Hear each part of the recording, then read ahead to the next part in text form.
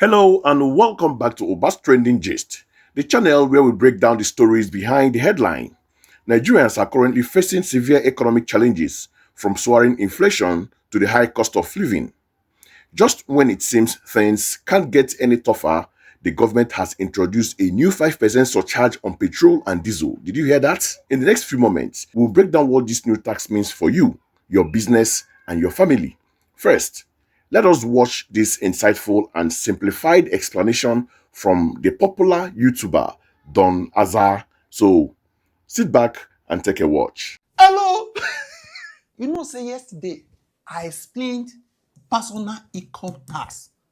Now, if somebody called us say, Donaza, why you know what talk about the 5% of every 1 liter of fuel when people go buy from 1st of January? Why people they para say, is this not too much? They can't bring this one, they say this one, it go make the government generate more money. This one can remind me say, they get water when they say 15 naira for transfer. Remember say, aside this PIT, you see they pay VAT. That is any goods where you consume. Goods and services, they still get tax where you they pay. That one they different. Now, anything where you buy something like this, you go pay. You buy something like this, you go pay. You buy something like this, you go pay. You buy something like this, you go pay. That one now be VAT. This one now, when it come to your account, they want to raise more money. They can't drop another 5%. We will see the effect. For instance, assume they are selling fuel for 850 per liter. For instance, if you buy 10 liter, normally you go pay this. If they can't add the 5%, you go pay extra 425. That means you go pay a total of this. Okay? Assume you buy 20 liter. You go pay 70,000 normally. But if they can't add this one from 1st of January, this is the total you go pay. For 50 liter, so to pay this without this, if they still add them, me say extra 125. You go pay this.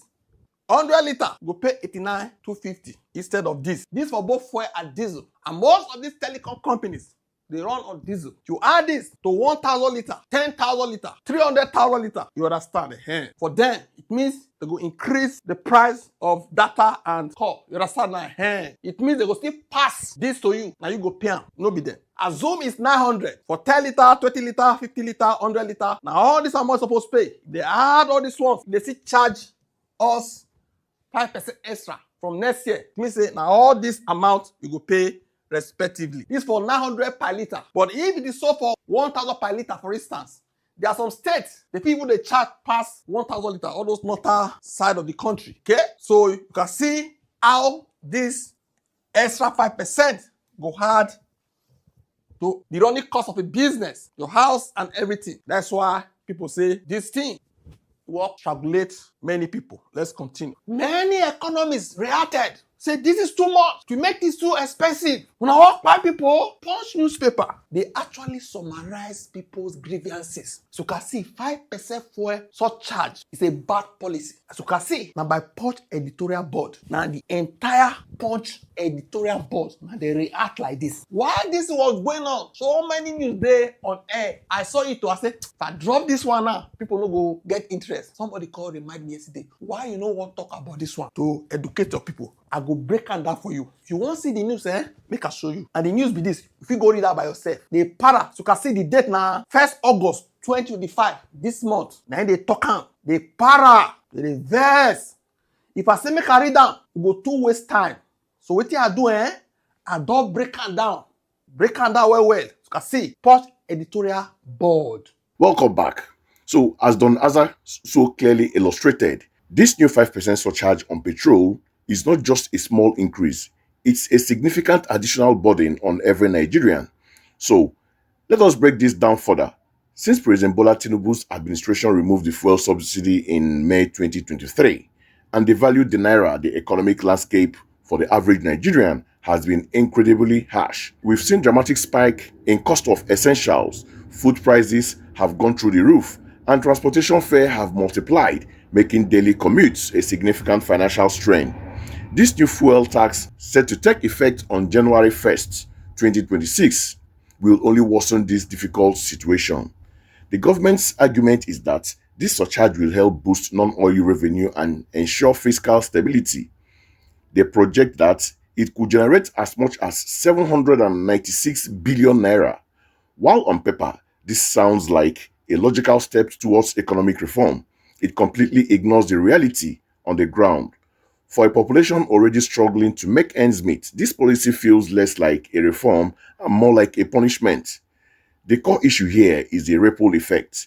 Fuel is the engine of our economy. When its price goes up, everything else follows. Small business owners who rely on generators to power their shop will see their operational costs rise. Farmers will spend more on transporting their products to the market. And you can be sure that this extra cost will be passed down to the consumers. The cost of transportation, data, and even basic services will inevitably increase.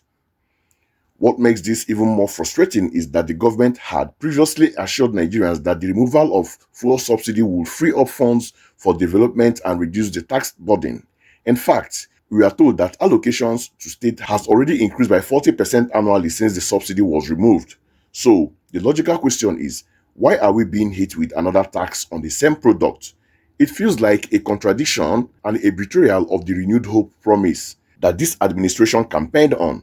Now, my critical take, this 5% fuel surcharge is, to put it mildly, an insensitive and ill-timed policy. It shows the disconnect between the government and the daily struggle of its citizens. While the goal of increasing revenue is understandable, the method chosen is deeply flawed. You cannot tax a struggling population into prosperity.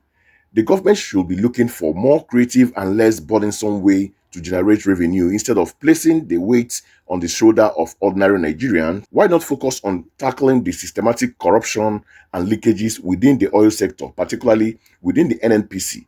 For years, there have been calls for greater accountability and transparency in how our oil resources are managed. Acting on this call would likely yield far more revenue than the new tax without causing widespread hardship. Furthermore, the government should prioritize boosting our local oil production, finalizing the sale of non-performing refineries, and investing in our gas infrastructure. These are long-term solutions that will create sustainable revenue and strengthen our economy from the ground up. The current approach of simply imposing another tax is a short-sighted solution to a long-term problem. The message from the street is clear. Nigerians are tired of being the subjects of economic experiment that seems to yield more pain than gain.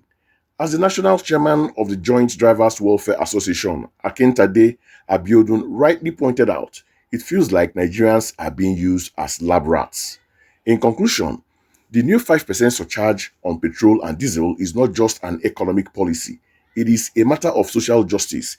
A government's primary responsibility is to serve and protect its people, not to add their suffering.